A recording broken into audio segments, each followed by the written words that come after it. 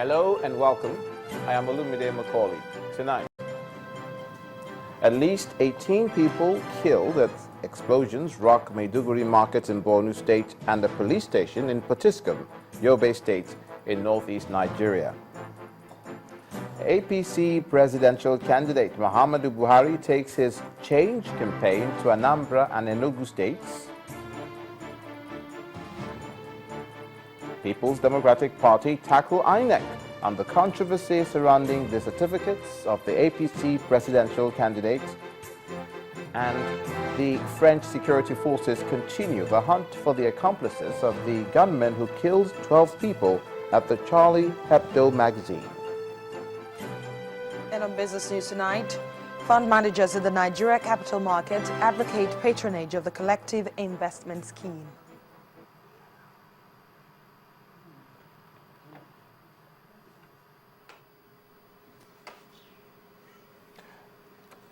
Alan, sports news. Polling shocks favourites United States to win the Hopman Cup for the first time.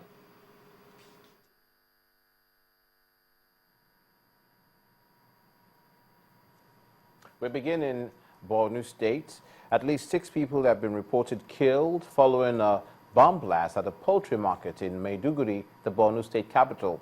The attack, which left 18 other people injured, is coming barely over a month after the same market was attacked by suicide bombers, killing the same number of people as well. The attack was said to have been carried out by a female child suicide bomber who attempted to make her way into the market but was prevented by curious individuals who were suspicious of her motives. Unable to force her way into the market, the girl, believed to be only about 10 years old, detonated the device, which was strapped around her, killing herself and 5 other people. The incident was said to have triggered panic across the Borno State capital, with residents rushing home for safety on hearing the news. Meanwhile, in neighboring Yobe State, 2 people have been confirmed dead after a bomb went off at a divisional police station in the commercial town of Potiskum today.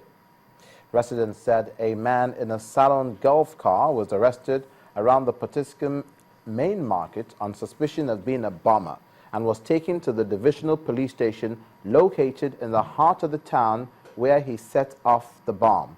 In the meantime, normalcy is said to have returned to Damaturu, the state capital, after gunmen yesterday carried out coordinated attacks on the town. Heavy artillery sounds and sporadic gunfire were heard throughout the night and into the early hours of today.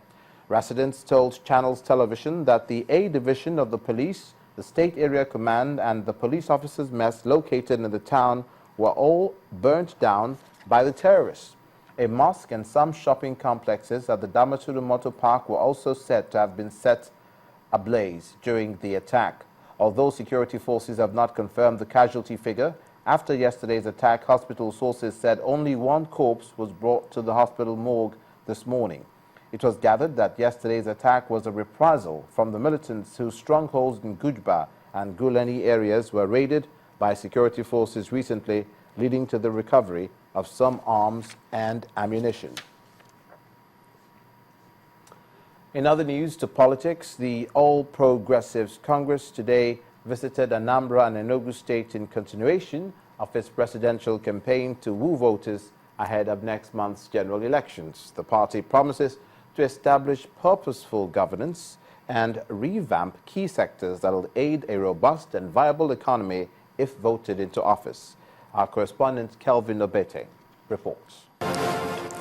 The open field of Emma's House, Awka, is where leaders of the All Progressives Congress are meeting a large crowd of supporters and the electorate to present the party's manifesto and its presidential candidates. The aim is to convince the electorate that the party has all it takes to bring about change in leadership, which they say is needed at all levels. They also say the country's economy is bedeviled by poverty, corruption and insecurity, which the ruling party has failed to handle. We want to change the government at the center in Nigeria, and from there take over all other states in Nigeria. Today, Nigerians are hungry, and it is unfortunate. This is why we're here. There's no reason why we're here other than to better the lives of the numerous poor Nigerians while saving the interests of the few rich. The same scenario is witnessed at the Michael Opera Square in the Enugu State capital, where the presidential campaign team meets another crowd. Just like we are experiencing the failure of the PDP administration today. It is women who suffer, but the APC government is telling you that a government of General Muhammadu Buhari, God willing, shall give an empowerment scheme, an empowerment strategy, an empowerment to all the Igbo women and the women of this country. We need a leader who can be decisive, who knows what to do and when to do it. And with that, we will have security in the country as we had in the past. And that is when investment will come, industries will come, our markets will be rich, and our people will produce. Have you not supported the PDP government for 16 years? We have. The question I ask, therefore, and I want you to answer, what have you got for it? The party presents its presidential candidate. What we need from you is to make sure you get your VVCs, permanent voters card. You make sure on the election day, you come out and vote, and you make sure your vote counts. The All Progressives Congress also presents its governorship candidates in Enugu State. Invest in him, the authority of the APC, to take over government house in Enugu. Okay, barrister, it is the wish of your people, and it is properly and appropriately sanctioned by the APC. Kelvin Obeti, God give Channels you good Television speed, News. and may you bring to us, to the Meanwhile, the presidential campaign organization of the People's Democratic Party, the PDP, says the presidential candidate of the All Progressives Congress, the APC, is not qualified to contest the 2015 elections. The director of media for the organization, Mr. Femi Fanikade, told journalists today that the inability of the candidate to present his credentials to the Independent National Electoral Commission contravenes the 1999 Constitution as amended. He said INEC also erred in law by publishing the name of a candidate without receiving the particulars of the candidates within 7 days of receiving his nomination forms as stipulated by law. It has been brought to our attention that the Independent National Electoral Commission, INEC, either by error of omission or commission, may be engaged in acts that do not, in every material particular, support the advancement of democracy, the rule of law, and the strict adherence to the letters and the spirit of electoral laws in Nigeria. The inability of the All Progressives Congress, APC, General Muhammadu Buhari, to present even the minimum requirement of just a leaving school certificate questions his credentials for pursuing the position of the President of Nigeria.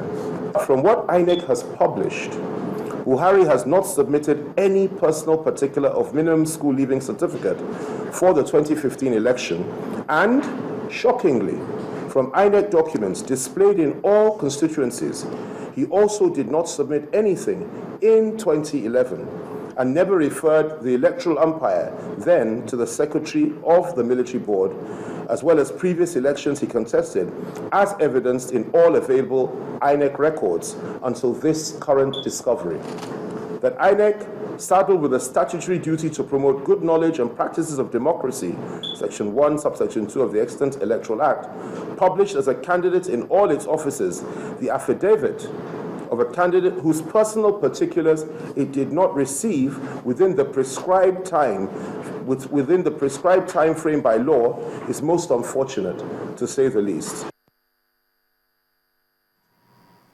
And staying with the forthcoming elections, the chairman of the Inter-Party Advisory Council, Yunusa Tanko, has advised the Independent National Electoral Commission to provide card readers to all polling units before the February polls.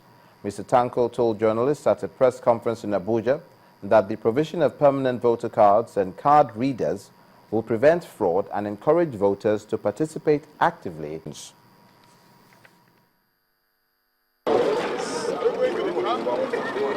It's less than 35 days to the general elections that Nigerians have been looking forward to. In a bid to educate the masses on elections ethics, members of the Inter-Party Advisory Council marched around Abuja distributing elections code of conduct produced by the Independent National Electoral Commission to citizens. During a press briefing before the march, the council spoke on the need for the Independent Electoral Commission to ensure it provides enough card readers during the polls. This particular press conference of today, 10th of January 2015, is tagged "No PVC, no election." No card reader, no election. This is the crop of the matter of our agreement at the last meeting we held at the INEC office. Distinguished ladies and gentlemen, the Inter-Party Advisory Council, a conglomerate of all the political parties in Nigeria, is saying today to all Nigerians that the time for rigging is over. The Independent Electoral Commission had, in an earlier forum with civil society organizations, promised the possibility of using a card reader technology during the February polls. Once you finish developing the prototype and you set up your production line, it's just one day. The problem is from development, design, planning, prototype, approval of that prototype. Production line just produces like robots. We have reached that stage, and as we stock now, you can go to our store and you see these car readers there waiting to be used for the election. Already, politicians have begun navigating the length and breadth of the country, campaigning for vote during the elections that will determine who manages Nigerians' affairs in the next 4 years. In part 2, after the break, find out why residents of Jos and Plateau State now find it sensible to spend more time indoors. Please stay with us.